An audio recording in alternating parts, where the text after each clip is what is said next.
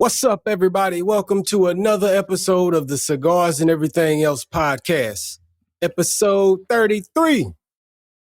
33. Where we at, yes, sir.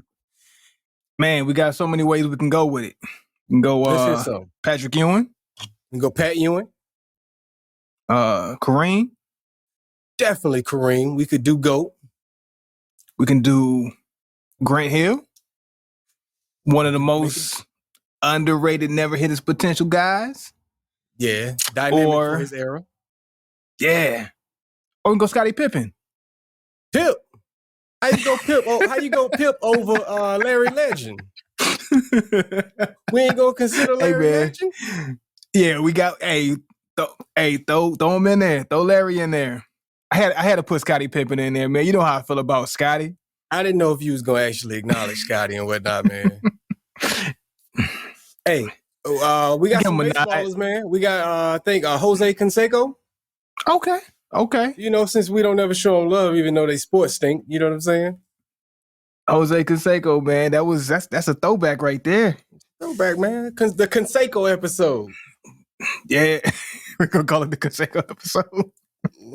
Nah. That don't feel good. It don't feel good. It don't feel good to the tongue flowing out. Nah. The Mike Piazza episode.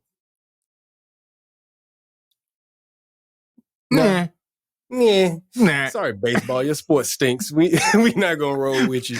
I mean, maybe the names ring bells for other people, but not for me. Hey, we gonna say it's the Kareem episode, and for y'all that like Piazza or Canseco, man, y'all fill in the blank, and in y'all ears, y'all just heard that when we said that, you know. But this one's for y'all if y'all like Piazza and Canseco, man. But it's the Kareem episode, man. I'm gonna roll with that. Kareem episode. All right, we'll do it. All right. Well, look, my name is Jared. My co-host is Denzel, and we're going to get into some cigar talk and a little bit of everything else. Now, before we get into everything else, man, we were talking off camera, so we're going let's get into some other stuff real quick, and then we're going to let the stars come in right after that with a proper introduction. All right. But man, what you got? Random question. What's your most embarrassing moment that you can think of, man? And we'll say from not in recent life, you know, from childhood, you know. And when I say childhood, anything 21 and under. You got a moment? Man, we got a lot of college years that was embarrassing. Glad we didn't get a lot of those on film. Glad there was no TikTok and no Instagram when we was in college. Would have been reels full of embarrassing moments. Yeah, just moments. Man, we were talking off camera, man, and I said that I fell in slow motion in front of the boys. I fell face first into a table, just slow with my head to the side, and it landed here so softly, and I just was looking them both in the eyes like the whole way down, and they said I looked like somebody I helped wanted me. To save me. Nobody saved me. They just laughed at me to tears, man. So I had another embarrassing moment. I didn't have a whole lot of them, but one other moment. You remember when it snowed that year and we had that big snowball fight in the dorm? I might not have been around for that. There was a snowball fight that occurred. And I popped my head. We were on the second floor of my dorm. And I peeked around the corner of the window just in time for a girl to hit me dead in the face with a snowball. She hit me dead on. I didn't get out of the way of it or nothing. If I'd have waited one more second, it'd have zoomed by and then I'd have looked out the window. But instead... Got you. Boom. Yeah, it was right so there. Cold. She got me good. I guess if I had to pick one, it would probably be from college. And I'm pretty sure you remember this. So we was walking the campus one night. I don't know why. I don't know where we're going and where we're coming from. But for some reason, there was a beer bottle sitting on some little stoop area thing. Right. For some reason, I have no idea why. Some told me to pick up this beer bottle and act like I'm about to swing it or something. Like I'm like this weird action. Not thinking that the beer bottle had beer in it. I don't even know why. I pick it up, boom, playing like joking, right? And then the beer just falls all over me, all over my jacket, all over my clothes. And I had to walk around for the rest of the night smelling like I took a bath in beer. Why I did that, I can't even tell you why. What was the urge? I have no idea. But y'all were around like, why did you do that? I have no idea. I'm just saying, just drowned in beer. Why? I have no idea, man. Man, why? You know what's crazy though? In fairness to you, that beer bottle should have been empty. What college student leaves a 3/4 full beer bottle just sitting there? Or maybe it wasn't 3/4. Just sitting there. I don't know. You picked it up. I'm saying it was full enough for me to be drowned in it. And at the time, I was the only one who half a bottle. I was the only one in the crew who didn't drink. But I smelled the most like alcohol than anybody else. That was the irony of it all. I'm smelling like the drunk, and I didn't even drink. Yeah. Everybody. And I'm sitting there just smelling like I'm just drowned in beer. And the fact that you didn't drink probably had to make that experience worse for you. Just to smell, having to smell something that you didn't enjoy anyway. And I didn't go back to my dorm right away. Like, I can't remember how far away we were, but it was just, all right, man, I'm going to just suck this one up. It is what it is. It is what it is, man. Hey, man, y'all. Everybody had those moments, man. You know, we just shared some moments with y'all, man, that of our own little downfalls and misfortunes and whatnot. Hell, man, you know, you keep watching the show, man. If we keep doing these videos, you might see some misfortunes with these cigars and whatnot. I dropped ashes in my lap last episode. You know, whoever's pay close attention. You caught it? I caught it. You caught it? Well, there you go. I caught it. You know, it happens, man. You know, we all have our L's, man, that we take along the way. But, man, I have stalled long enough. Let's get into the stars of the show. I'll go first. Talk about it. What we got? I have a Nica Rustica 6x60 Adobe Gordo by Drew Estate. Boom, there you go, right there. Get my face out the shot. Camera. Let's see. There is it. It ain't gonna focus. Too much hair. That being said, let me see. Do I have my specs on the cigar? I didn't check there. No, it doesn't. But I did do my research for you. So let me just let you know what I'm working with here. This particular cigar is going to be an Ecuadorian wrapper with a Brazilian binder and a Nicaraguan filler is what I'm working with. Nice. So, we like that. We like it. All right. Well, I hope it's a good smoke, man. We're going to Drew Estate. Let's see if we can bounce back off that acid. You know what I'm saying? Drew Estate's acid. I don't think they'll let us down. Not 2 weekends in a row.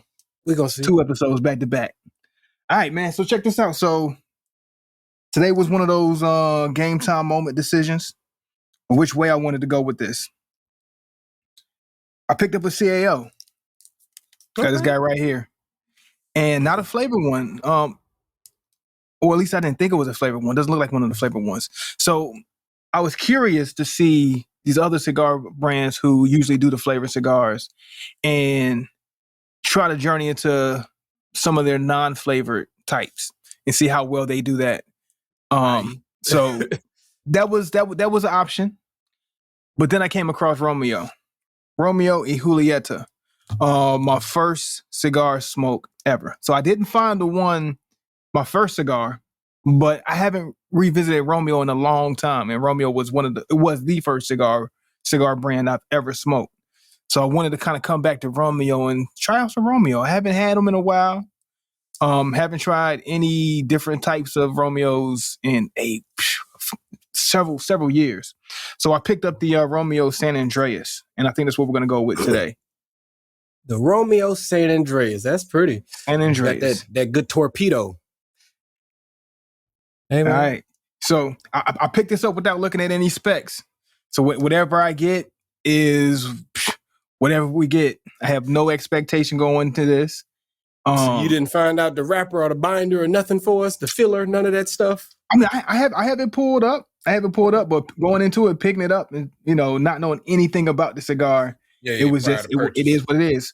So the wrapper is San Andreas, the origins Nicaragua, filler Dominican and Nicaraguan, and binders Nicaraguan as well.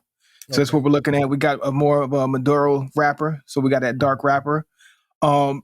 Looking like on a profile, we're looking at possibly a heavy smoke. We'll see. We'll see how the body is. So we're looking at a full body smoke today, and we'll get this guy a test run and see what happens, man. Let's do it. I'm punching. I have a punch on the end of my lighter, my torch. So I'm running with a punch today. How about you? Right. Well, you ain't got much option. I won't even ask you. Straight cut. Yeah. Straight cut. I'm in it. No, I mean we could do the we found out. You did the V last time ago. On one. Yeah. You did the V on a torpedo and it came out pretty well. I was a little nervous getting it cut, but we were successful, made it happen, and boom. It was a good smoke, man. Yeah, you impressed me with that. All right, so we're gonna light with the cedar spill.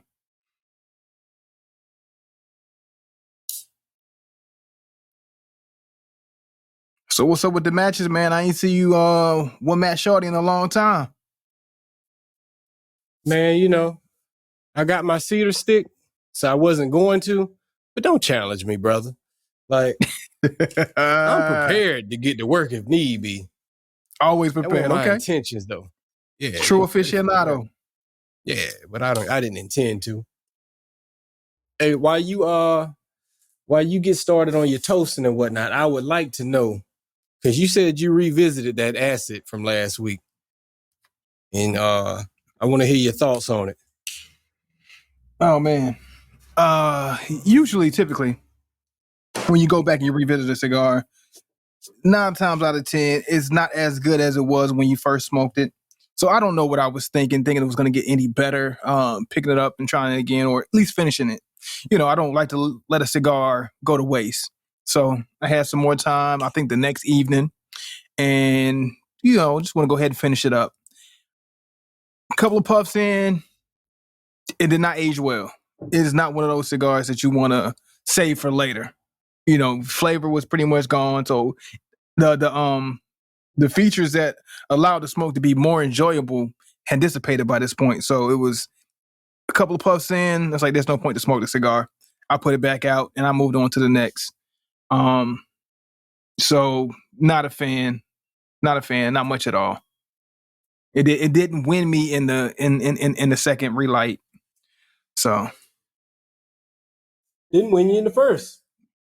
Didn't win me in the first, and it was no salvaging it at that point. So here we go.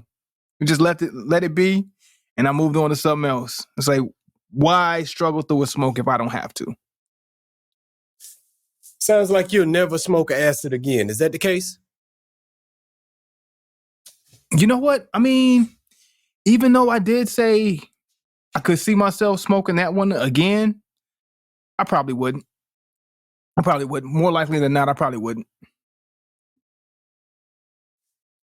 There's too many other good options out there.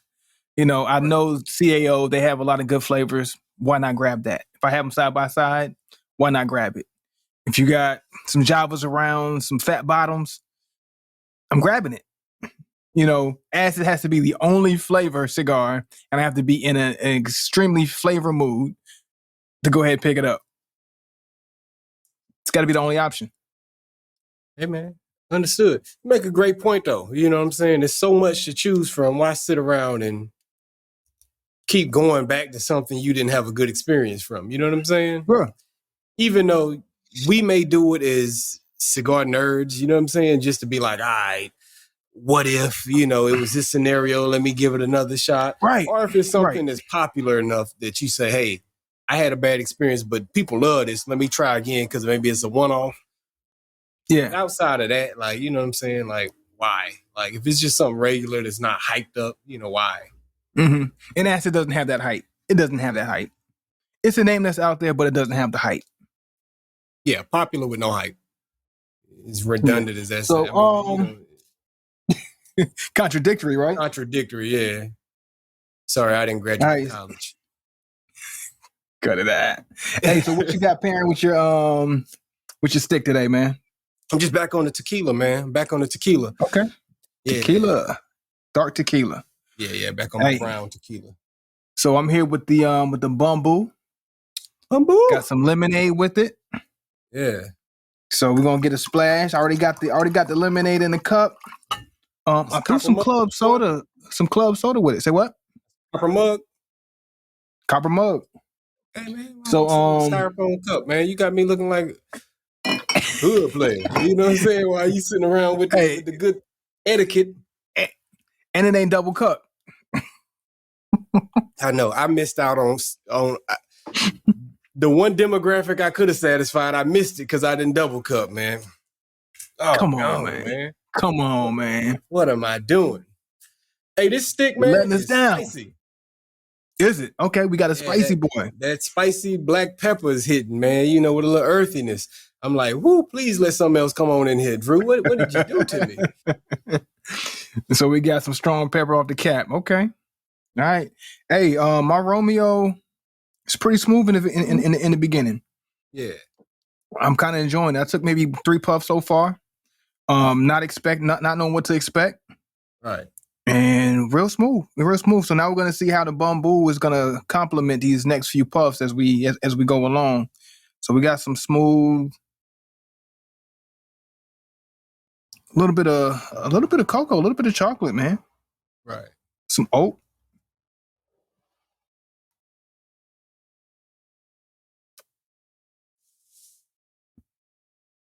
Yeah. And no pepper just yet. Okay, I ain't mad at that. Man, speaking of, I said cigar nerds. Speaking of nerds, you know, I'm gonna nerd out a little bit more with you for a little moment. Then after that, we'll move into some other stuff, you know. But so I done found this YouTube channel that be like playing like old fighting games. He like usually has Street Fighter, and he'll be combining it with other characters and whatnot. And I came across one where he combined the Mortal Kombat with Street Fighter. You know, took me straight back to my childhood, and I'm like, yeah. I like Street Fighter, but I was more of a Mortal Kombat guy than a Street Fighter guy if I had to choose. Mm-hmm. You know what I'm saying? Mm-hmm. And I just was watching and I was thinking to myself, man, the Street Fighter characters in a gang battle couldn't beat the Mortal Kombat crew, man. They wouldn't have had no smoke for the Mortal Kombat crew. I gotta agree with you on that. Only because maybe the way the characters were structured, they had more capabilities on the Mortal Kombat side, and the Street Fighter side seemed more of a traditional type of thing, a traditional martial art type of thing, you know, where it wasn't as much funky stuff. You know, you had my guy who can stretch the arms, and you had Chun Li with the Willa fast kicks, but still on the traditional side. Yeah, Mortal Kombat had a little bit more tricks in the bag, man. I agree, but now, don't get me wrong. There's some matchups that Street Fighter could have won over Mortal Kombat. Chun Li was gonna whoop Sonya Blade. Sonya Blade ain't want no smoke with. She wouldn't smoke. None, bro, none. You know what I'm saying? That if she got her with that little leg grip, you know what I'm saying? That would have worked like once, then it wouldn't have worked no more after that. Like, and Chun Li would have got busy. Whew, she would have got busy. She would have got busy. I don't know that Liu Kang and Ryu and Ken would have been some good matchups too, man. You know? Yeah. Neck and neck. I don't know. Who you got? Sub-Zero. But Sub-Zero, Sub-Zero gonna give anybody the business though. Who gonna touch him? Who gonna touch him? That's your ace card right there. And Scorpion too. Blanca, he like that inside work. He grab on you and gnaw on you. You know what I'm saying? But Scorpion is just stand on the outside and you know what I'm saying? Get over here, snatch him up, bring him to me. You know what I'm saying? Him up. Put that work in, push him back out. You know what I'm saying? Back to the outside. And then, not to mention, he had that little teleport from one end of the screen to the other side with that punch. He'd have been behind him before he knew it. You know what I'm saying? That's the difference between the Street Fighter and the Mortal Kombat. Mortal Kombat had a more of a mythological mystique to him than Street Fighter did. You know, Street Fighter, they had they got their traditional 1-2 punch, little fast hands. The E-Honda, he get busy too. You know what I'm saying? He gonna slap you up. You know what I'm saying? He'll slap you up real quick. But that's about it. Don't let them hands, don't let him get a, you know what I'm saying, get a hand on you. Get a hand on you, it's over. He heavy-handed. He gonna lay it on you. He had them hands, bro. He had them hands. What was the brother name on Street Fighter? Who? The boxer. Oh, man, I can't even remember. And that's sad. Him and Jax would have been a good matchup. You know what I'm saying? from part 2. Him and Jax, they'd have went head up. Now I gotta look it up. Come on, we gotta do our black folk, right? Balrog or something like that. Balrog Street. Yeah. Him and Jax would have met up pretty good, man. Jax with the metal arms, you know what I'm saying? But Jax kind of sucks. I think he'd have lost. Oh man. So since we're talking about that, man, let's talk about the movie though. How you feel about the movies? The movie adaptation of either or. Yeah. Even the newer one for the Mortal Kombat. Mortal Kombat had the better movies. But I kind of dug the Street Fighter a little bit, but I ain't watched it in years. You know what I'm saying? I'm just kind of going off my memory as a kid. You know what I'm saying? Like how I felt about it. It wasn't as good as the Mortal Kombat. How did it resonate with you back in the day? Which one? Both of them. Just saying, like, how did it hit you as a kid coming up, being a fan? Like, how did it? As a kid, Mortal Kombat 1 hit me. You know what I'm saying? Mortal Kombat 2 sucked, but Mortal Kombat 1 hit me. You know what I'm saying? Street Fighter didn't hit me as hard, even though it had an actual name. It had Jean-Claude Van Damme. You know what I'm saying? Yeah. It should have been the better movie, but something missed the mark on it. I might go back and look at that one, actually, man, now that you got me talking about it. I wish they were. And now that we're talking about it, where are the martial art movies at nowadays? Do we got one? We had some boys back in the day, man. It's Ip Man. I ain't really heard one that really. And I mean, and they still come out, but they've fallen off too. Like really, like they still drop movies recently, but it's not like 1 and 2. But man, where are your Bruce Lees, your Chuck Norrises? Where your Jet Lees, your Jackie Chans? Well, with the popularity of mixed martial arts, it seems like they would at least have some of those out, a little more of them. But man, you had kickboxer back in the day. Not be wanting to look at that stuff. You know what I'm saying? Like we had the kids, the Three Ninjas. Yeah, come on, man. Ninja Turtles, man. Michael B. Jordan has done the boxing movie, the new version of Rocky stuff. You know, they try to bring that back. The Creed, you know what I'm saying? And there was another. They've done a few boxing movies, but they don't do the martial arts. Yeah, but that's the boxing. But yeah, we have like the martial arts though. Movies, though. Martial arts hit hard. I remember even my pops talking about when he was coming up. He did martial arts when he was younger. And then that was the push for me to get into it. Of course, I took it to the next level. I joke with my pops all the time about it. You know, he got his black belt, but he's like, it's not the same. It wasn't the same as when you got yours. It's like, yeah, I'm the real deal. I let my pops know I'm the real deal. But, you know, that was the hype back in the day, back in the 70s for him. You know what I'm saying? You had even the blaxploitation guys, you know, they were still getting in with the martial arts. You come out the movie theater, everybody wanted to try the moves. Everybody became a martial art expert just by sitting in the movie theaters. Yeah. You got to think about it. And black people 80s, of course, more into boxing, really. You know what I'm saying? That was the sport. Yeah. That was the big sport in the 60s and 70s. You know what I'm saying? Like bigger than everything else. Boxing was. Everybody wanted to be the world champ. So for martial arts movies to always be the thing that everybody loved, it said a lot. You know what I'm saying? Because we weren't necessarily all going out doing karate, but we admired it. We had a respect for the culture. You know what I'm saying? Right, and right. Dissipated at some point. Yeah, I think the last one holding it down is Michael Jai White. I think he the last one left that's really, really holding it down. Yeah, you know, does he do those movies though? You know what I'm saying? Like, and they're not big blockbusters either. Yeah, you know, it's just like little straight to DVD type of joints. Well, ain't DVDs no more, but you know what I mean. No straight to Netflix. That feel, whatever that is considered now. Straight to well, you can't even say straight to Netflix Amazon anymore. Prime. That's what you gotta say. Straight to Amazon Prime. Some of them lower. But you know what's crazy? You can't even say that anymore because you got big tier movies that's going straight to streaming sites now. They're not even worrying about it. But see, that's not even the issue. Going to streaming is what streaming do you get to make it to? You know what I'm saying? Do you get to go to Netflix? Do you make Netflix? It to Hulu? Do you go to HBO Max? Or do you go to Amazon Peacock. Prime or lower? You know what I'm saying? Because it gets lower. Yeah. I got the lower ones on my TV. I can't even remember what they call. Yeah, do you make it to Tubi or what's the little one? Crackle. You know what I'm saying? Are you a Crackle movie? A Crackle movie.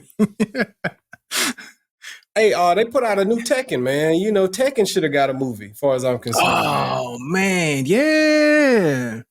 That'd have been dope. Or, check this out. Why is Killer Instinct? Why did that never get a run? Like, why did that never come into modern day gaming? Man. Instinct was that thing, bro. You throwing it. It was. Why is it? It's not out. They ain't got no new versions of it.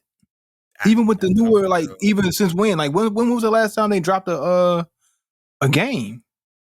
I don't think it ever made it to PlayStation.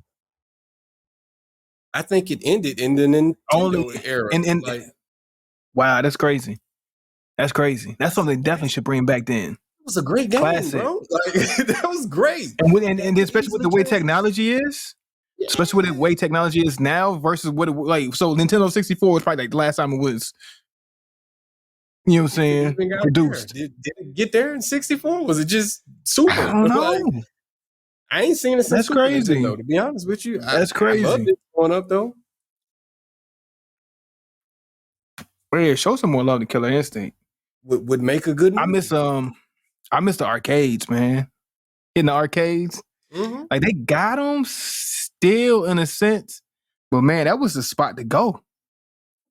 Oh, yeah. That was the spot to go. You know, I'm ready for the VR arcades, man. Mm-hmm. That's what I'm ready Doing bigger and better.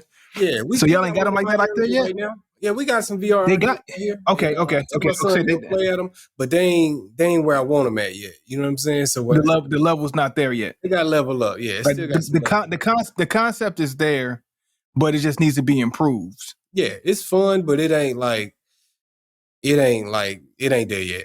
It still got work to do, man.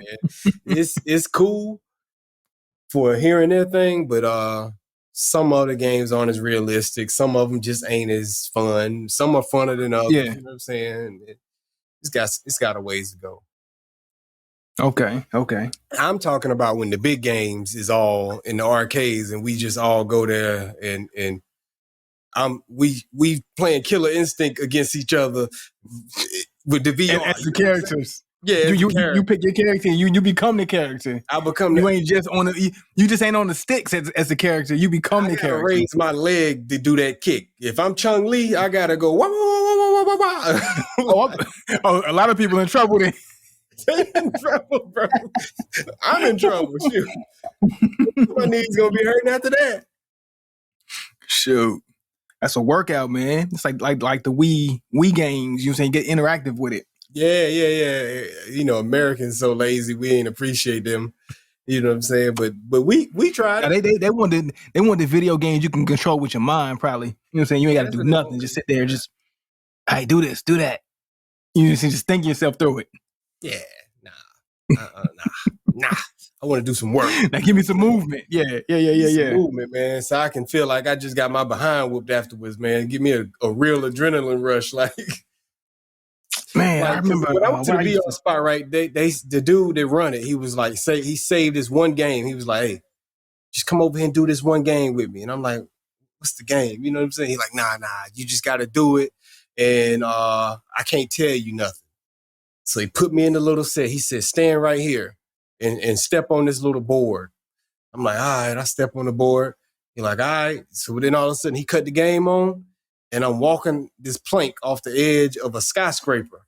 And I'm just walking. And that one was real now. That felt real. And it's like, all right, as I start getting to the edge of this skyscraper, it's like, oh, Lord.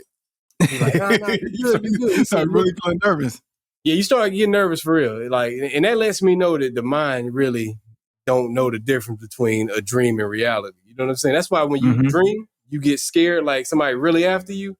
Yeah. Your subconscious don't know the difference between that stuff, man. But that's another conversation. I get to the edge. He like, all right, you at the edge, right? I said, yeah. He said, look down. I'm not a scared of heights kind of dude. But when you look down and you see traffic and you don't know how far up you are, it get real for a second. You know what I'm saying? And I look down, your mind got to click and engage. Like, hold up, this is virtual. I'm consciously telling myself this ain't real, but you know, you got that little nervousness, you know what I'm saying? So he like, all right, now look around. I'm looking around. He like, all right, and take a step. And, you know, you take a step off the edge and you lose your balance when you take a step off the edge. Everybody that did the game lost their balance. I tried to fight losing my balance, lost my balance. Yeah, because you knew it was coming. He grabbed me, you know, and I'm looking like I'm still falling. He like, nah, I got you. You good. I'm like, I thought I was going, bro. The plank is this high off the ground, like all of 2 to 3 inches off the ground. You know what I'm saying? Like that step felt like the longest step was ever. Way up there. Then my wife did it after watching me and laughing, and she did the same thing. You can't control it, like, you know what I'm saying? Right. It's all in the mental. Yeah. Yeah. That's crazy. And that's at the VR spot. Yeah, the VR spot. So when they all get to the point where they playing mind games on you like that, I'm with that. You know. But right now, they ain't gonna be for everybody, because some people, I see them falling in their living rooms and stuff, man. You know, when they be playing. Yeah. Hey, that's where we're going though, man. You talking about the that whole VR world, the metaverse whole thing. We had that conversation before plenty of times. Oh yeah, man, bringing that virtual reality into that reality realm, it's gonna be crazy. And then while we thinking it ain't there yet, it probably is. We just ain't got the technology like that yet over here. Yeah, it's being produced. It's being produced. It's probably already produced. And like, here's a crazy thing. When I used to live in Japan, and I remember coming back to the States, and we had, you know, the rides where you feel like you're actually on a roller coaster type of thing. We had that way back in like the early 90s. Came over here, they didn't have it, and then they started dropping them like early 2000s, and people were like, yo, what is this? Like, we've been had that like 10 years ago. States just now getting it. It's crazy. We already had that. Even with the small cell phones, the little miniature cell phones, before the cell phones got small like they were. 95 in Japan, they was already like that. Yeah. Over in the States, they had the big black joints. You know what I'm saying? And then in maybe early 2000s, they finally started getting smaller. It's like, man, they've been had that in the early 90s in Japan. You know how arrogant America is that we always claim to be ahead on everything too. People like, man, yeah, the rest of the world be copying our flavor. Nah, bro, we be behind like a mug. We way behind. That we be, but we cocky, out of it. Arrogant. You know what I'm saying? That's why a lot of countries don't like us, man. Like, God, they think they this, they think they that. They don't even know. I'm pretty sure out in Dubai, they got so much craziness out there. You know what I'm saying? Especially with all the money that's floating around, and we think we're a rich nation. Man, they got ballers out there that they 14 karat gold Ferraris for no reason. Just cause. You know what I'm saying? We arrogant, man. We'll go travel out of state on vacation and talk about the foreigners in the country. Like, we in your country. No, you the foreigner. You the foreigner. That's that American arrogance, bro. Like, but man, why these people don't speak English? Because this is not an English-speaking country. That's why. Right. Hey, man, that's how we get down, man. That arrogance is what made us great, though. You know, I guess we losing some of it now with time, but it is what it is. Yeah. Hey, man, speaking of, you know, how we're transitioning into different times, and you talked about you brought up the multiverse as being one of those things. We also have talked about OnlyFans in the past, which is, you know, the way of the future, you know. So it's a wave, man. It's a wave. Hey, revisiting OnlyFans, we came across an article about a school teacher that quit being a school teacher because she made $1 million off of OnlyFans and whatnot, man. The idea that is incredible, man. And stuff like that always makes me say, I don't know what's going to cave first. The job market getting rid of us or us getting rid of the job market. Like, you know what I'm saying? Because it's going to, when that happens, it's going to clash. It's going to come to a head. Man, I mean, honestly, like, crazy thing is this. I think about it a lot. I think about it more than I actually realize. Whenever you had that conversation, and I was thinking about, man, how many, it's like, looking at the job market, people ain't gonna want to do these jobs anymore. Who's gonna do this hard labor for? I'm gonna sit in this classroom and teach these kids and make $30,000, $40,000 a year, $50,000 a year. Yeah. When I can go over here and make $500,000 to $1 million, easy. And even if you don't make it, even if you don't make $1 million, how many people are willing to say, I'm gonna put this to the side because I'm gonna at least try? And say, I'm not even gonna try to become a school teacher. I'm not gonna deliver mail and be a post office worker, a postman. I'm not gonna be a construction worker. I'm not gonna be a plumber. I'm going on OnlyFans. Yeah. Go on YouTube. I'm gonna be a TikTok guy. I'm gonna dance on TikTok and make some money. Just think about it. I'm not gonna be an electrician. I'm not gonna climb up these towers. Even if you don't get to $1 million, what's the better way to get 60,000 from your home posting videos, or going to an actual job and grinding it out? You know what I'm saying? And the jobs is being forced to have to pay more. My wife said she went to go to this barbecue restaurant for lunch and saw the hiring signs for $17 an hour at a restaurant. That's where we at now. You know what I'm saying? $17 an hour. And it has to be. My son, 13 years old. And he was having a conversation, and it's like, I can't see myself working a regular job. And I get that everybody has that mindset at some point, but even talking to him and trying to convince him, no, you might want to have a fallback. You might want to try to have a regular job at some point. He's like, no, I don't see, no, why? It was no convincing him at 13 years old a reason why to see having a regular job while working at Chick-fil-A or working at Foot Locker is a good move to get started. Back when we were 16, 17, we were happy to have those kind of jobs. Yeah. We were looking for those kind of jobs. Hey, I go work at Family Dollar. I make this $6 an hour. I was hyped to work at Family Dollar. We talked about how I skipped out on the trip to Miami to work at Family Dollar. Nah, I'm working a gig. I ain't going on this trip to Miami. I'm gonna work this job at Family Dollar. Mm-hmm. Kids growing up now, man, they don't have that kind of mindset. It's like, nah, why am I do that? They're seeing too many people, make this money, make $30,000, $40,000, $100,000, $1 million on Instagram, TikTok, Snap, whatever the social sites they are that make money, Facebook. Right. What's the incentives? You got to raise the money up a little bit. You can't give somebody $12 and say, "Hey, yeah, this is good enough to work at H&M." Nah, you got to give them $17, $18 to work at H&M. You know what I mean? To work in the mall, to work at Foot Locker. Only way. This teacher at $1 million over the course of 3 years, that averages out to $27, almost $28,000 a month she was making. And you got to think a teacher's salary ain't leaps and bounds beyond that for the year. You know what I'm saying? Like, no, not even close. You know what I'm saying? Like, so it's just something to make you consider, man. Like, wow, what's the incentive? And like when you sent it to me, I'm like, you know what? That was actually smart. She can go be a teacher later when she's not as marketable on OnlyFans anymore. Yeah. And she can put that on pause. Let me go ahead and make this money. If I feel like teaching later on in life, let me go ahead and teach later on in life when OnlyFans ain't popping for me no more. Yeah. You know what I'm saying? When I got to find another avenue. She is where she can't be profitable off her body or looks no more. I'm out. But I already done stacked up like 5 million. You know what I'm saying? So now when I go into this other thing, I got 5 million in the stash. I can kind of go. Even if I even feel like, you know what I'm saying? Even if I ever even feel like going to be a teacher again. Yeah. Why? Especially if I did right by my money, ain't no point in me going back into the workforce. Right.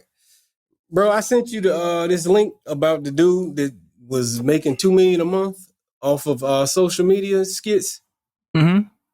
Yeah. I never even heard of the guy. I'm like, wow, some dude I never even heard of. Like, you've never crossed my radar at any point. And you're making $2 million a month off skits online. Yeah, and I meant to respond to that. Exist in the world? Like, yeah, I meant to respond to that because especially as we get older and we get more disconnected from these certain sectors, just like musicians.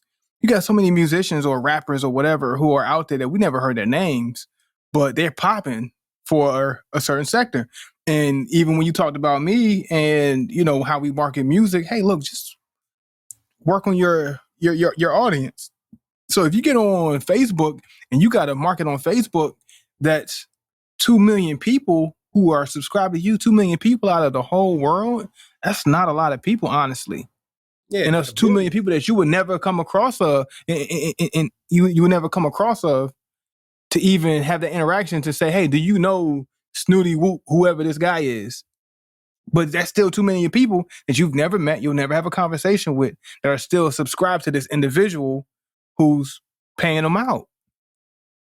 You know what I'm saying? A musician that you've never heard of, but he has 3 million listeners, but that's 3 million people that you'll probably never come across ever in your life to even have a conversation and say, hey, do you know who Wap De Doo is, who do this jazz music over here? He's dope.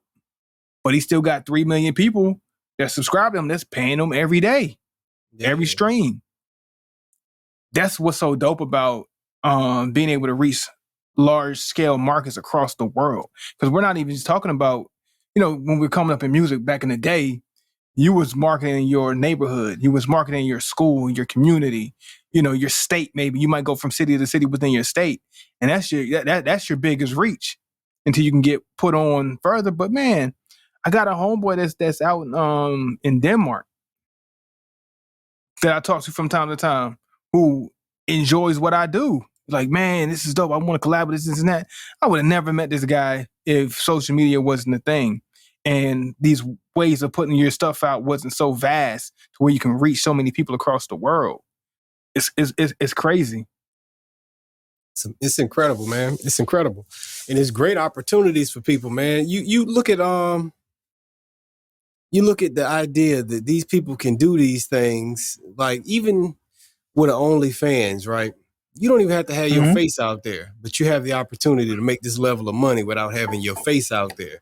You have on YouTube or Facebook or wherever these people are doing their skits, TikTok, wherever, you can take a few months of a run, and before you know it, you're partnering with big companies and you're doing collabs with celebrities and stuff like that. And now you've transitioned from one thing as a skit maker into movies and all these other things, because regular people are now taking these opportunities, that fame, notoriety, and transition it into actual careers outside of just social media.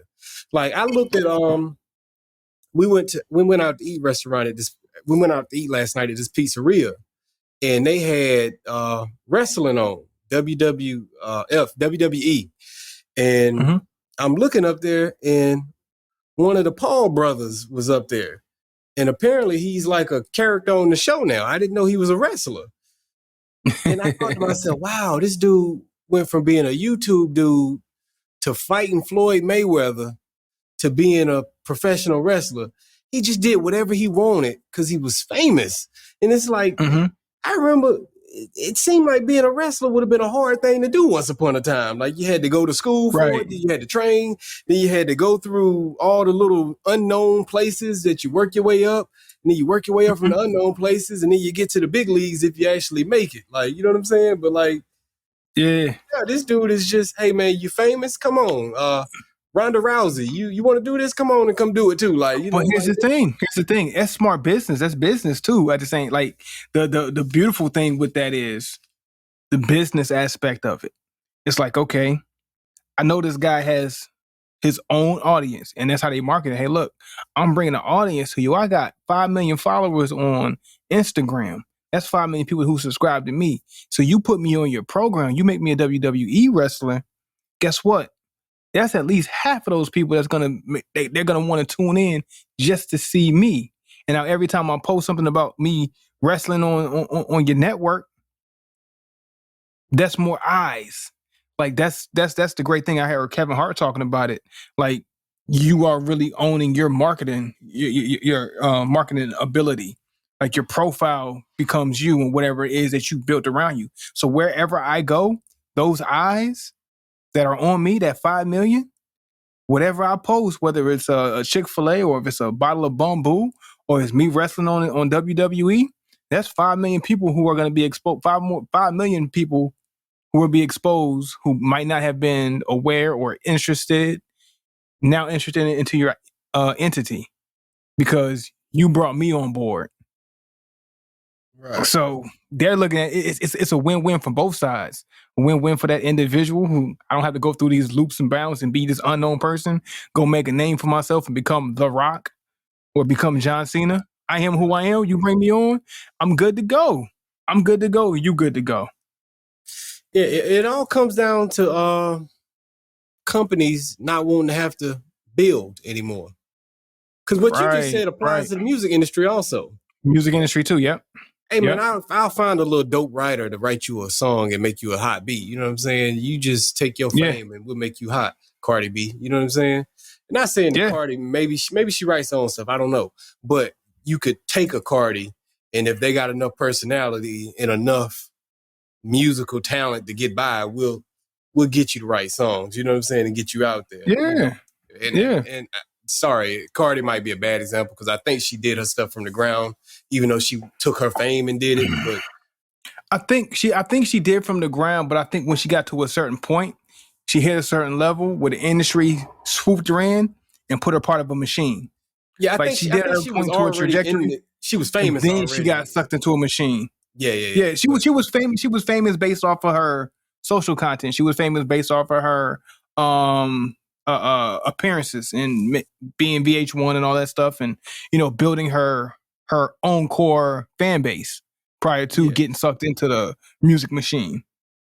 Yeah, and then the music machine, like, okay, respect to her as an artist is what I'm saying. I think right. She did build a little bit on her own prior to musically. Yeah, I don't think somebody just said, take these 5 hot songs and we're gonna blow you up. I think she had a little fame, some social media stuff. She did some music, and the music called buzz is what I think. I think it was a mix of both. I want to say it was a mix obviously, of both. but I just don't want to not acknowledge the fact that I'm pretty sure she put in some musical work. Got to give a little respect for the work, though. Yeah, give a little respect for the work. Because I think she did it, and I want to acknowledge that. You know what I'm saying? Because I think she did. Some people may not like Catch Me Outside, Girl. I don't think she did, but I think Cardi did. But Cardi was the bigger example, so I went with her. But man, let's get into these cigars a little bit, man. I don't want to get too far off from them because we're running out of show. So I do want to give a little part-way review. Make sure we keep the stars going, right? Mm-hmm. Hey, look, man, I'm gonna talk about my San Andreas real quick. It's burning, beautiful burn, man. Like, my ash is good. It's a beautiful ash, and that speaks to the structure of the cigar. So Romeo, I'm gonna be honest and say I'm not too familiar with all the ins and out of Romeo, even though they were my flagship cigar, my first experience and my first welcome into the cigar culture. I don't know much about them, and I feel bad that I don't know much about them. But what this is showing me today off this smoke is it's showing me that they construct their cigars very well. Whatever binders and fillers they use is high quality, it seems like. I've gotten a lot of good complexities over the last couple of puffs as we were having our conversation. And notice a little bit of pepper came in after the first initial puffs. Just a little bit, but then kind of infused well with the chocolate I had got off the beginning, the oak that I had got off the beginning, and those like kind of really meshed together and gave me something dynamic. So at first I was picking them out individually, and then it seems like as I got done with the first third, it kind of like fused together. Like, it's like one hit me. Okay, I can pick this apart. I can pick this apart. Okay, now the pepper's coming in. I can pick this apart. And then as I'm finishing up the first third, it seemed like it's all coming together now, and that kind of speaks to that quality of the construction of the cigar. That's where I'm at with it right now. Okay, great cigar. Then sounds like a good cigar. I'm enjoying it so far. I like it. I'm picking up on woodiness. I'm picking up on some the spiciness. Definitely subsided a lot. At this point, it's kind of like a sweet spiciness to it. You know what I'm saying? Okay. But all of that black pepper that I felt on the beginning kind of came down. A little leather, but not Gurkha leather. You know what I'm saying? Just a wee bit of leather. You know what I'm saying? And some woodiness mixed with that. Not a bad cigar. It's nice, medium body smoke. You know what I'm saying? Is what I would say so far. So that's where I'm at with it. All right, cool. True Estate, going with it. Yeah, doing a great job on that cigar there, it sounds like. So like when you can handle real quick before you go into where you're about to go. But if you can handle those two things, pepper and leather, and you can still wear it well, you're doing something good. You're really doing something good. So I just want to put note to that. Yeah. Now the pepper was strong. Now don't get me wrong. That pepper hit hard when it came in, but it died out. And then, like I say, the leather came in towards around right now in that part of the cigar that I'm at. But it's very subtle. It's subtle. They didn't go hard on the leather. Nice. Okay. But back into the music conversation, man. But we're going to switch gears a little bit on the music topic. So they have released a top 50 worst rappers list that's been making a little bit of noise online. So I wanted to see if we can go over it and have a little bit of a conversation on it. I'm not going to sit back and name all 50 of them. All 50? I'm not going to. Y'all going to have to look it up. But let's talk about what sticks out to you. Yeah, like what's your standout? Yeah, we can do that. We'll go into the standouts. Let's do this. I'll do the top 10. Okay. We'll name the top 10. At number 1, they got Silk the Shocker. Number 2, Lil Yachty. Number 3, Master P. Number 4, OJ the Juice Man. Number 5, Lil Flip. Number 6, Lil Pump. Number 7, Smoke Perp. Number 8, 6ix9ine. Number 9, Gutter Gutter. Number 10, Sean Diddy Combs. And a few honorable mentions. Number 11, Waka Flocka. Number 12, Coi Leray. And 13 is Birdman. 14, Vanilla Ice. So, Vanilla Ice. Well, let me start with really funny. You know what's funny though? So they got Coi Leray at number 12. And guess who number 17 is? Her father, Benzino. Ain't that that's some mess. It runs in the family. Runs in the family. It runs in the family. Hey, man, but look. I'm going to start off with this. I think number 1 and number 3, I don't agree with them being at that spot. If you want to put Silk the Shocker on the list, fine, but I don't think he's the worst rapper of all time. That's unfair. How dare you? I think it's fair. Little B. Maybe not 1. Yeah, maybe not number 1, but he is definitely top 15. I don't think. I say top 15. You can put him in the top 50, but I don't think top 15. So, Okay. So look, let's do this. If we're gonna talk about it, are we gonna judge people on the totality of hip hop? Who's the worst? Or are we gonna judge you on how bad you were in your era? Because that's a difference. I think we should do the totality of hip hop. Still can't in the top 15 if we're doing the totality of hip hop. Now, if you want to talk about his era, that's one thing. Yeah, I think it's only fair. That you consider the whole totality of hip hop. Because if you go era based, you can pull some guys from the 80s who are deemed some of the best of all time. But you have to go back to the 80s and say what he was doing was unique and dope at that time. But then you fast forward after the evolution of music, after the evolution of hip hop, and then the bars get more complex. You got to weigh it against that.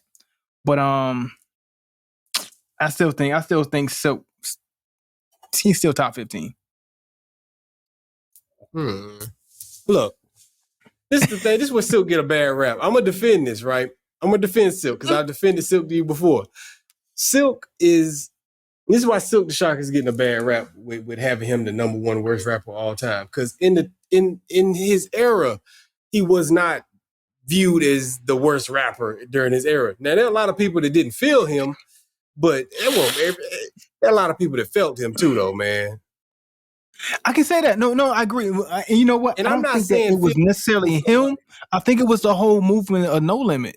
It wasn't necessarily just because of who he was. If he didn't have No Limit behind him and that machine and that aura of what No Limit was, I get what if he was standing on by himself and he was Silk the Shocker by himself, not Master P's brother and a artist under No Limit, I don't think he would have got the respect that he did being Master P's brother, and also thinking that Master P shouldn't be number 3. He should come back down. He shouldn't be that high. He shouldn't be number 3.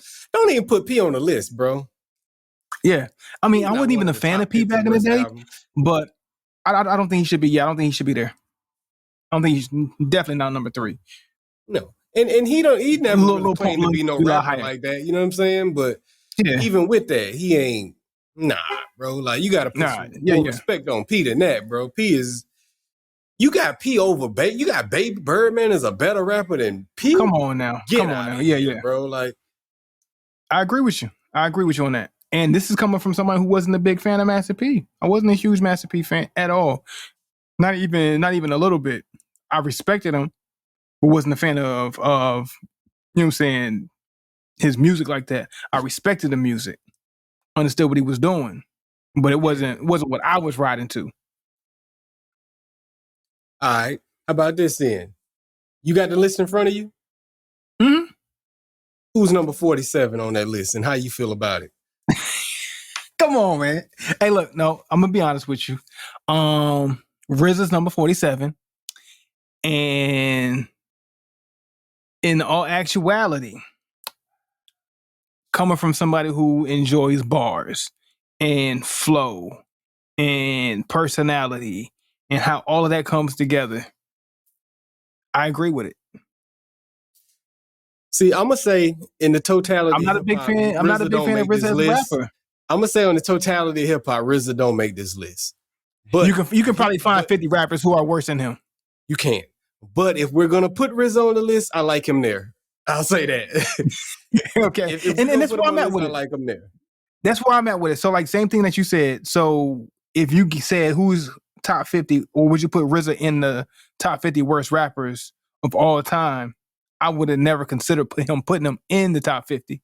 But if you are going to add him to a top 50, just out of fairness of style, era, region, culture, whatever, and you had to put a New York rapper from the 90s in the top 50, like if you say, okay, I need 5 people from the 80s, I need 5 people from the South, I need 5 people from New York in the 90s, I need 5 people from the 90s on the West Coast, and I have to get certain people in just to make it seem well-rounded and fair.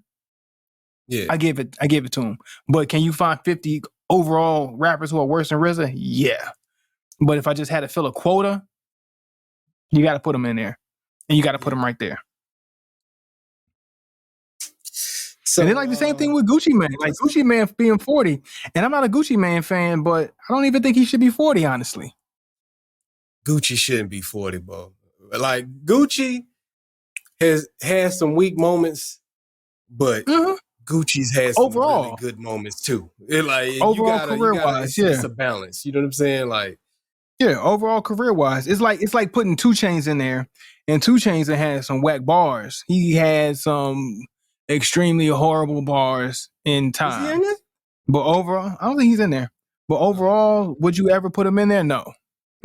But has he had some weak moments? He's had some moments that I'm sitting there like, dude, y'all actually put this on a record and put this out? And this is on the radio? 2 Chainz had some terrible moments. What? But 2 Chainz had some moments where you go too. Like, it's not like, look at him like, you know. And the same with Gucci. Yeah. Same with Gucci. Gucci had some terrible moments, some highly terrible moments, but he had some dope moments too. I got to give him that. Yeah. Right. That's where I'm at with Gucci. Don't put Gucci. He's on the same conversation with Chingy. No, you don't put him in the same conversation with Chingy. That's disrespectful. Nah, you don't. They put the whole Saint Lunatics up there at 28. Hey, but when it comes down to it, the worst rap diss of all time, them Saint Lunatics, just based off of that diss that they had to who was it to? Disturbing the Peace, right? Yeah. Just off of that freestyle or whatever it was, yeah, you deserve to be top 50 worst. Just off of that one. Yeah. See, they got them up there. They got C Murder up there, which lets me know you just didn't like none of True. You didn't like TRU at all. Like, you know what I'm saying? Like the whole group up there. Like,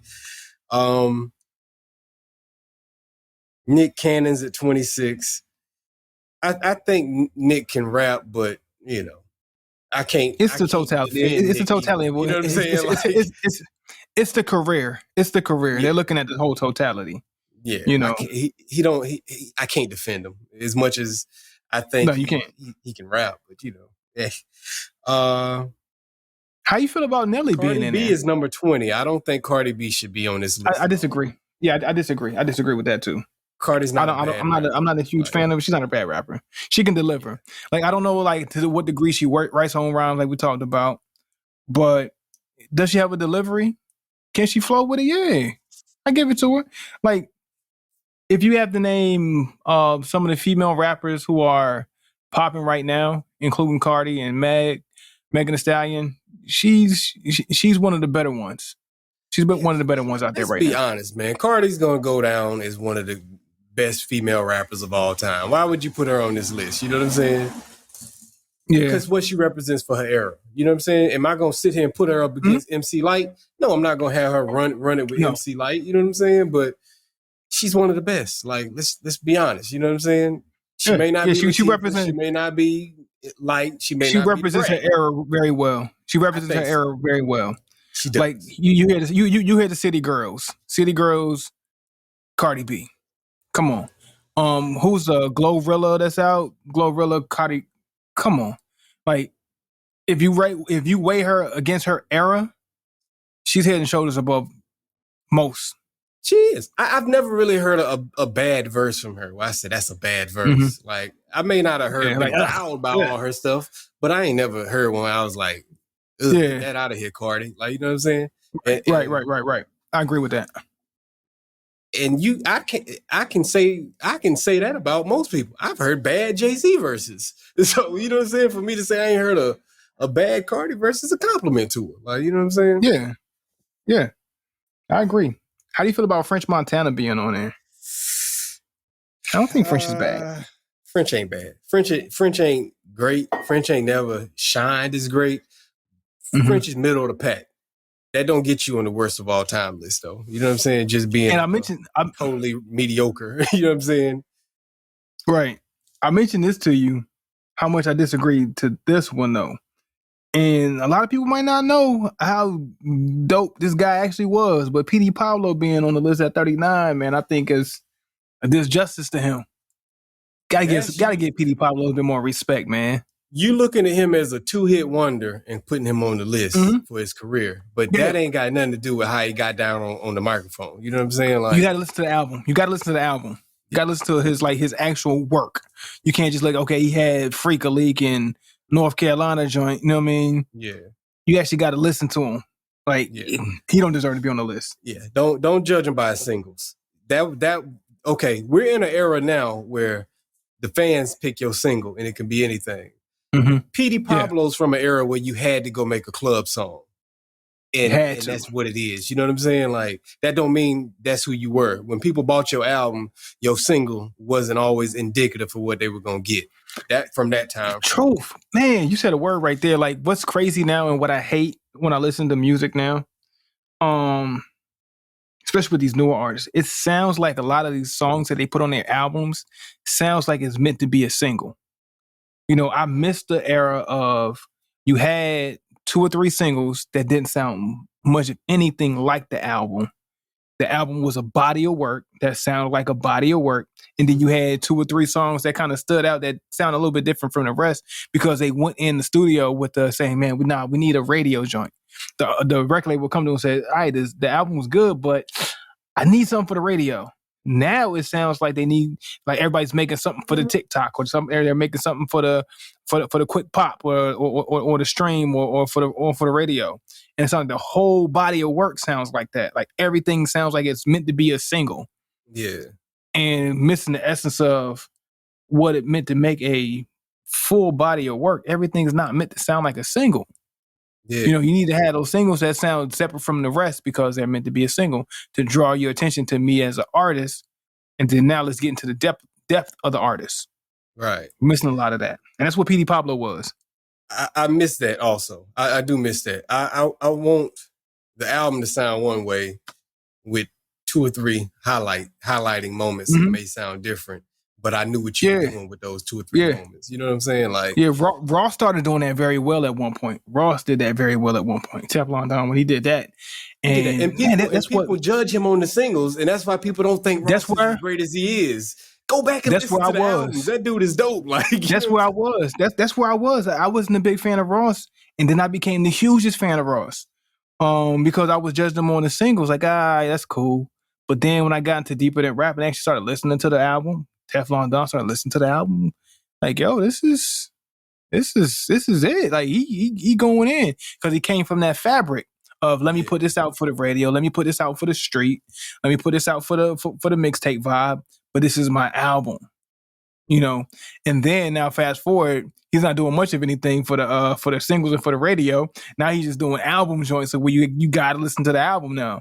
Yeah, you know, less singles, more album meat.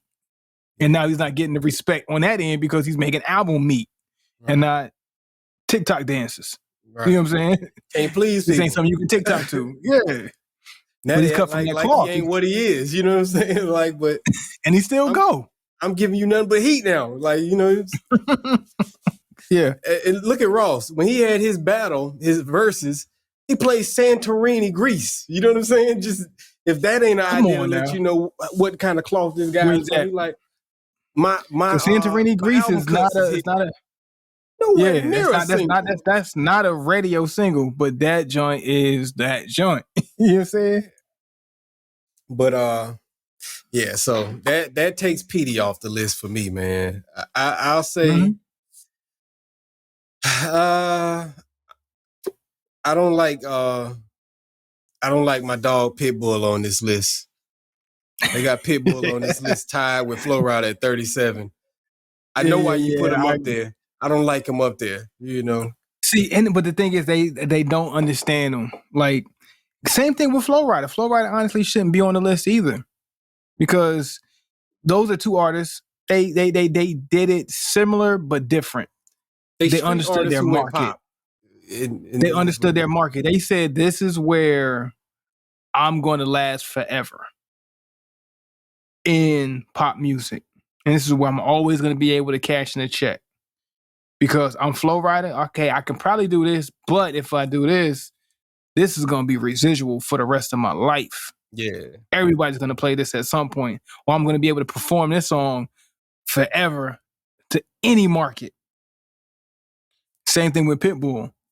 And Pitbull did it. He understood his market. He's like, yo, I could do this. I can continue to do this forever. But there's something else that's untapped. Let me tap into that. And then let me do it well. And he kills it. Yeah. Kills it more than Flo Rida, in my opinion. Way more than Flo Rida. But he kills it. Why would you package them together? That lets me know you just look at them as the same type of dude. Like, you know what I'm saying? Yeah. And it's not. Yeah, man. Anybody else on this list that stands out to you, man? You know, I want to comment on Future being in here at 44. It's like I want him there, kind of, and I don't want him there at the same time. I'm torn on the Future thing. Like, I understand why you... For the same reason with RZA. Yeah. Future is not a... He's a club artist. He never came off as a rapper to me. Yeah, he never came off as a rapper to me. Yeah, he don't care about that stuff, man. You know what I'm saying? He's someone who makes... To me, he's someone who makes songs. He's not someone who... John Rainey, like... Yeah. I wouldn't even call him a rap artist. I don't know how he feels and how he considers himself, but honestly, I wouldn't consider him a rapper. He's not traditional rapper at all, man. It feels unfair to even categorize him into that. Like, you know what I'm saying? And I'm not even a Future fan like that, but I'm uncomfortable with him being there. Like, yeah. He makes songs for a hip hop genre. But his approach is different, and he's not coming at you with the intention of giving you bars. That's never been his aim. It's never been his aim. He just makes good songs. Not a good songwriter even. He just make good songs though. Like he makes songs.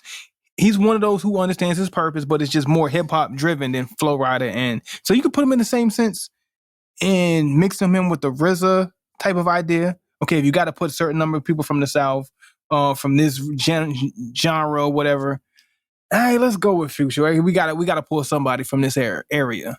Yeah. Let's go ahead and grab Future. Come on in. But then not for the same reason of Pitbull and Flow Rider. He understood his market. Okay, this is what they like hearing me do. I'm gonna do that, and it's gonna go. Yeah. Okay, I don't gotta try to give you bars like J. Cole, and it's not gonna come off like Benzino. You know, it's different. It's almost like putting Future on this top 50's worst list is almost like putting T-Pain on it. You know what I'm saying? Like, it's like, he did a lot of hip hop driven music, but he was singing. Like, you know what I'm saying? Or putting him on the top 50 worst R&B singers. Yeah, you're like, really? Like, really? You gonna put T-Pain we're not expecting T-Pain to be Keith Sweat. Yeah. Nobody's expecting him to go and be you know what I'm saying? Go stand on the Versus stage with the crooner with Brian McKnight. We're not expecting T-Pain to be Brian McKnight. Right. That's not what we're looking at for T-Pain to do. He's gonna come in and buy you a drink. Yeah. That's what he's here for. And fall in love with a stripper. But he ain't Milli Vanilli either. You know what I'm saying? Like, right. He got talent. The notion that he can't sing. Like, the man can sing. You know what I'm saying? Like, he can sing. Yeah. It's just his approach, his avenue of reaching his audience musically is just different. So you can't put him in that R&B and say, well, you're not doing what Brian McKnight, you ain't hitting all these runs and all that stuff. So we can't. It's all based in club music, even the serious stuff. I've been more of a T-Pain fan than you probably, so you may not know this, but T-Pain always has a song on his album without auto-tune. He's been showing that he can sing for a long time. Like, you know what I'm saying? Like, the man, it's just that people aren't paying attention to it. Yeah. He can hold a pitch. He can hold the correct notes. He can hit a run. Like, you know what I'm saying? He just ain't gonna be making no ballads at the end of the day. Like, you know what I'm saying? He ain't that type of singer. Like, and he probably could, but it's just not gonna come off like, you know what I'm saying, your greatest R&B crooner of all time. He ain't Marvin Gaye. Yeah. You know what I mean? Now, speaking of RZA, having the same argument we made for RZA, I feel like the same argument could be deserving of number 25 on this list. Hold on, who's that? Manny Fresh. Oh, there we go. Okay, I opened it by the way. Manny Fresh is not a rapper. He's not a rapper. He's a music producer. RZA was a music producer. Yes, he did a lot of rapping. Manny Fresh did his share of rapping, but he's not a rapper. Like, you know what I'm saying? Yeah. I didn't even think about that for RZA too. Yeah. But yeah, it's like throwing Timbaland up here and saying, Timbaland, you're on the top 50 list of worst rappers. But he's not. It'd be the same thing. Like, really, you gonna put Timbo on the worst list of rappers? Nah, yeah, he can't rap, but still, like, yeah, he raps. He's rapped on songs, Timbaland and Magoo and all that stuff. But he's not a rapper. So why put Manny Fresh on there as a rapper? Doesn't make sense. Yeah, you gotta take that off. Puff can stay up there. Puff can stay up there as a rapper. Kind of, sort of. Yeah, kind of. Yeah, and no, because he did go into an intention too much money off of it. True. He just had too much of it. And he got at least 5 albums. You know what I'm saying? Like, yeah. He's done more rapping than the rest of them. Yeah. Even more so than RZA, honestly. You know what I'm saying? RZA got 9 to 11 members that he might rap with, and he might have a little bar or verse here and there on a couple of songs. Yeah. Well, actually, he's had albums. Bobby Digital, which he probably shouldn't have done, but it's a conversation for another sector of individuals. But I can understand why the album came out. They were having a run, and that's what you do. That's why Master P had albums out. They were having a run, and I'm the face of the brand. You know what I'm saying? So I gotta be there. You gotta see something from me. Yeah. Same thing for Diddy. You know what I'm saying? Bad Boy coming. All right, let me hold down my end of the weight. And even when he did it was more of compilation ideas, though. Diddy wanted that. It ain't because Diddy was from that. Diddy was a businessman who wanted to be a star. RZA was a musician. Manny Fresh was a musician. You know what I'm saying? A lot of Manny's being on the track was the same way the Timbo's on the track. You know what I'm saying? Like, I'm just kind of fitting in while we grooving and we doing stuff, and I put my voice on it. We catching the vibe. I might as well put my voice on it and do a little something for you. Why was Puffy on so many records when you an exec? It's like Suge Knight all being on the videos. You know what I'm saying? He didn't all on the records. He claimed to be a producer, but you ain't a producer like Jermaine Dupri. I know y'all want to have the JD and Diddy battle, but Diddy ain't JD. Diddy ain't JD. Not even close. No. How do you feel about that? While we're there, how do you feel about that? Diddy going up against a JD? Honestly, I think that's more. You go ahead. Diddy would. Okay, Diddy can win that battle, but it's a battle that shouldn't occur because he ain't producing like JD produced. Mm-hmm. Diddy ain't in there banging on the MPC back in the day. You know what I'm saying? Like, so I'm gonna speak for JD. I think it's more of a slap in the face to JD for him to battle against Diddy. I think it's a slap in the face. Now, if we want to talk about records and being the individual behind the force behind the records and the record label, okay, yeah. But when we're talking about a producer's producer, a writer's writer, beat maker's beat maker, right? JD and P. Diddy, they're not in the same class. That's a slap in the face to the man JD. No, not in the same class. You put JD up against Pharrell. You don't put him up against Diddy. You know what I'm saying? In a sense. Okay. In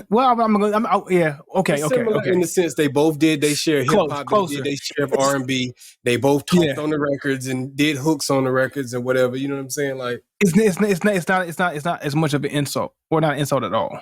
If you say JD Pharrell, but to me, JD, hey JD, you go up against Diddy. Diddy want to see you. That's nah, man. That's. If I was JD, I would be offended. I would be highly offended. If I was Dre, I'd be offended. You know what I'm saying? Like, you put Diddy against Suge. That's who you put him against. I was gonna ask. So is Suge the only person that Diddy can go up against?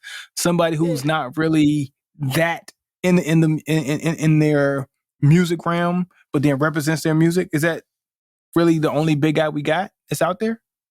And Suge's doesn't even hold a candle when it comes down to it. Yeah. I mean, that's the only way I see it. You know what I'm saying? We want to put Diddy up against all these people because he represents a certain group of music that came out from an era, but I look at him as an exec. Mm-hmm. Him as a producer is overstated, but he is a producer. He's a producer, but more like an executive producer than I'm in the studio. Hey man, so you got to get this drum pattern on this man. Khaled. Say what? Diddy Khaled? Kinda. But even then, I don't know. I'd have to know how involved Khaled is. You know what I'm saying? I know Khaled used to make beats back in the day, but when I seen him recently, he was kind of trash. But I don't know. Like, maybe. It would just depend on how involved Khaled is in the actual... Which I would imagine he's very involved. You know what I'm saying? Like I can imagine he's standing over my shoulder annoying me. Nah. Change the drum pattern. It's like, well, what do you want? I don't know, but I just need. I think you need to move like this. And it's like, come on, Khaled. Like, calm down. Program drums to move like this. Like I need some. I don't know. But I can see a correlation. I can probably say Diddy and Khaled. I think they would have the similar function. They get on the records. Only thing is Khaled don't rap on any records. Diddy has. And that's the only maybe really correlation that you can say with JD and Diddy. Okay, JD will get on some records and rap. Diddy get on some records and rap. But JD will probably write his own raps, and Diddy ain't gonna write his own raps. Right. So who's really doing what? Yeah, JD is... Let's be honest, man. JD is the more talented producer. Now, is he the most successful of them all? Is he the most versatile in the music industry as an individual?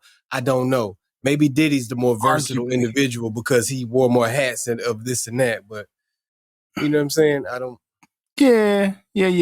More that. I don't know. I think Diddy did. I mean, JD did some A&R too. Like, I'm sure he did to an Alan extent. Scott, like he did. I think he got his start with a lot of that. It's probably closer than you think. Yeah, probably closer than you think. Around the same era, early '90s, late '80s, before Diddy. His father was big in the Diddy got music an industry. I think that's how he got his break, and then he started producing afterwards. So maybe. Yeah. JD, give him some respect, man. Give him more respect than what a lot of people have given him. He deserves a whole lot more. More. Just as you give Pharrell the respect, give Timbaland the respect. Gotta throw JD. And we've done this conversation before. First episode, actually. Yeah. Go back and revisit on the show.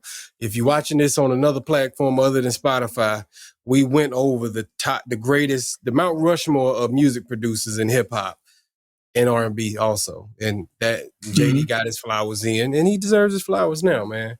And not that I necessarily like JD's music over Diddy's music, you know what I'm saying? That's why I say Diddy can win the battle if y'all gonna put him head up. It ain't if we ain't just talking about numbers, you know what I'm saying? Because he had some big numbers with Usher. JD had big numbers with Usher and Mariah. So if we gonna play the charts game, Diddy might lose. But if we gonna play like what make you feel something, Diddy can win that. Like he might win. Yeah. It just depends on which route you want to go.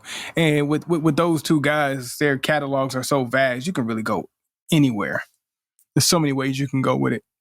Right. But I don't know, brother. I think that's gonna kind of sum up the 50 worst rappers list. You know, is there anybody else on this list that you wanted to just acknowledge? You know, that we didn't speak on, that we didn't touch on some of these newer rappers because I don't know a lot of them. You know what I'm saying? I know Youngboy, they got him at 50. You know, I don't think Youngboy is that great, but I don't know if he deserves to be number 50 on this list. I mean, let's be real. There's a lot of names that I'm not really familiar with. Yeet, Kid Boo, I don't know Yeet or Kid Smoker Perk. I don't know none of these people, so I can't really speak to them. I know Smoker Perk. No. And I'm just gonna deserves to be on this list. Yeah, we know 6ix9ine. He deserves Plies is on the list. I don't know how I feel about Plies being on it. Maybe. They got Lil B, Gunna. Lil B deserve to be up there. Blueface deserve to be up there too. Yeah. Chief Keef. That's almost like Chief Keef is like kind of rock starry. Like, you know what I'm saying? Like, yeah, I know the name. I know the name, but I don't know his work. I know the name. I don't know his work. I'm not mad at Soulja being up here. Big Soulja. Cool. Give him his respect as being one of the worst. Let's acknowledge it. Please, let's acknowledge it. Riff Raff deserves to be up here. We didn't acknowledge this. Bow Wow's up here. Realistically, hold on. Matter of fact, we'll say this: Bow Wow, Nelly is up here also, and Eazy-E is up here. Do those names deserve to be up here? And we'll end on those. I see Tony Ayo up here too. I find that hilarious. He's up there, and I won't take him off. All right. So Nelly, Eazy-E, and Bow Wow. Eazy-E should come off because era, and he was bad in his era though. He was loved, but he was bad. Eazy-E and Silk the Shocker represent the same thing to me. Same thing. Then leave him on there, I guess, and leave he's too legendary. Huh? You feel uncomfortable with doing that? I feel uncomfortable with it, and I feel uncomfortable because era. I think that just hip hop is just has done so much, and like the same thing. Can y'all find 50 rappers worse than Eazy? Probably could if I really sat down and ironed it out. Who was the worst in the NWA? Easy. But Eazy didn't claim to be a rapper either. In fairness, he didn't claim to be a rapper. Yeah. That wasn't his thing. He was just riding with his crew.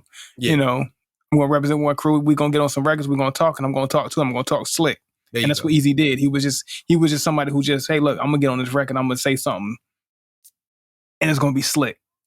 I'm a slick talker. That's my job. That's what I'm coming in to do. Right. But let's before we move on, let's visit Bow Wow real quick. Yes. Even if you talk about kid rappers, you know, and him not writing his own raps early, man, we had 13-year-olds, 14-year-olds who was doing records back then. You can throw out A+. I don't know if you know that name, if you remember A+. Shaheem, the man child, who was doing it with Wu-Tang at 14, 15 years old, who was getting the pen in. And then somebody who was a child rapper himself. You know what I'm saying? I was writing my joints.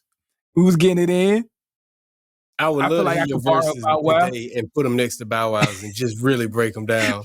But at 13 and 14? Yeah, I would love to put y'all up against each other. I'm killing Bow Wow. I'm killing Bow Wow at 13. I'm killing Bow Wow now in our 30s. All right. Go for it, though. Continue. Who was the other one? Nelly. Yeah. Give him some more respect. But as a rapper, he's not that. He's not a great rapper. But is he a horrible rapper? Does he make me cringe when he raps? No, he doesn't make me cringe. And he's had some humongous hits. Rapping, not just with the singing thing that he's done. He has some humongous hits rapping. Got to give that to him. Bow Wow's had big hits rapping, but Bow Wow wasn't the writer. And then when he started writing his own stuff, it felt though. It wasn't it. He needed T.I., he needed J.D., and that was the only way he was surviving. And then when he started making his own identity, he was just somewhere else. Would he have had the potential, I think, if he would have stood on his own and tried to hone his craft and gain his identity the way that he probably should have and became more of an ill rapper? The opportunity was there. It was just ego probably got to the best of him to where he didn't do what he needed to do to become a great rapper for the rest of his career. Right. I dig it. Well, I ain't got nothing to add to it. For the most part, I agree with you. The only thing I'll add to it is I don't know if I agree with you because of my own bias about Wow. That's possible. To acknowledging the fact I'm older than him and I always looked at him as this little crappy rapper, you know what I'm saying? Kid rapper, you know what I'm saying? It could be my bias never allowing me to unsee him as this little young dude. Yeah. So, but come on, man. When Bounce With Me came out, you had to say like, yo, who's the little kid doing this thing? I did that. I did that. Stunk back then. So I don't know. You know what I'm saying? But I could be biased, you know what I'm saying? Because we were teenagers. I couldn't look at no little 11, 12-year-old with no respect. Think how you looked, if you were 15, 16, how you looked at an 11 and 12-year-old. Like, you know what I'm saying? So no, I mean, but look, when another bad creation, man. Like you had adults who was going. Dance stuff A+, though, man. You know what I'm saying? A+ was going. A+ was going. Well, A+ and us, we're about the same age. Same thing with Shaheem, about the same age. But you couldn't deny that they was going though. You couldn't deny that A+ had bars. You couldn't deny that Shaheem had bars. Yeah, it's just Bow Wow was more poppy. He was more poppy, more. Maybe I can't put my finger on why I think he wasn't good. So that's just me acknowledging I may be biased because I can't put my finger on why I didn't think he looked good. And there's always a possibility I'm just stuck in my mindset from back then and I refuse to let it go. Could be. Who knows? Could be. And that's a lot of us probably. Possibly, or maybe he's just bad. Who knows, man? But let's review these sticks, man, and get up out of here. All right, let's do it, man. Let's do it. So, I got a Nica Rustica by Drew Estate. I'm going to say at this point in this cigar, a lot of the earthiness, a little bit of the pepper kind of came back a little bit towards the cigar, but very light, much lighter than it was in the beginning. For the most part, it was still the earthy woodiness, a little bit of the leather, like I said, and a little bit of spicy sweetness that I picked up on throughout the stick. It's done pretty smooth. I would say overall, a pretty solid cigar. No real complaints about it, but it also did make me like fall in love. I will go with, we rank from 1 to 5, 5 being the highest. I'll go with about I keep wanting to say 3.7, but I'm fighting myself on it. So I'm going to just go with 3.7. I'm going to just say it because that's what I feel. Okay. Respectable. All right, so Romeo E. Julieta. Oh, man. It was an enjoyable smoke, man. I'm gonna say I enjoyed it. What's crazy is I've never really picked up on aftertaste and like really paid attention to distinct aftertaste of cigars. I haven't relit my cigar. It kind of died out a little bit. I didn't want to relight and ruin it with the butane. I want to relight it with the cedar. So I'll get back to it later. But man, I'm sitting with nostalgia. So I'm wondering the construction of Romeo and the consistency of their construction. Because for some reason, this aftertaste that I'm having really reminds me of South Beach. Really reminds me of that first time. And that could really be a testament to its consistency. For some reason, that aroma is very nostalgic. The aftertaste I'm having right now is really nostalgic. And it is taking me back to that first cigar moment. I know it's not the same exact cigar that I smoked or the same type or whatever, but it's very, very reminiscent. Overall, the complexities of it came together, like I'm talking about, like how they fused together really well as they were individual at first, and then kind of just boom came together and made me like really enjoy it. I'm gonna leave this cigar off with a 4.2. Well, I will smoke this again, definitely. San Andreas by Romeo y Julieta, definitely a good one. Definitely a good one. Okay. 4.2, great score. 4.2, very respectable. Hey, before we get out of here, I probably should have plugged this earlier on, but you guys, man, go check us out at Vernon's_cigars at Instagram. Go check out our people, Secured Profits, man. Secured Profits plug, man, because we ain't had no commercials in a while, man. Go pick up some gear, man. For those of you that's into your stocks and stuff, man, go follow our people, Secured Profits, over on Instagram, and go buy some product from them over at Teespring if you're still checking us out. They get your investment game up. Yeah. Because now is the time to get it, man, while the market is messed up, man. So you can go ahead and make you some good money by the end of the year, because it's going to probably improve sometime here in the near future. Yes, sir. Right. Hey, with that being said, we appreciate y'all for tuning in to the Kareem Abdul-Jabbar episode / Scottie Pippen episode. Hey. Y'all be sure to tune in to next week's episode of This Cigars and Everything Else podcast. We out. Yes, sir. Cigars up.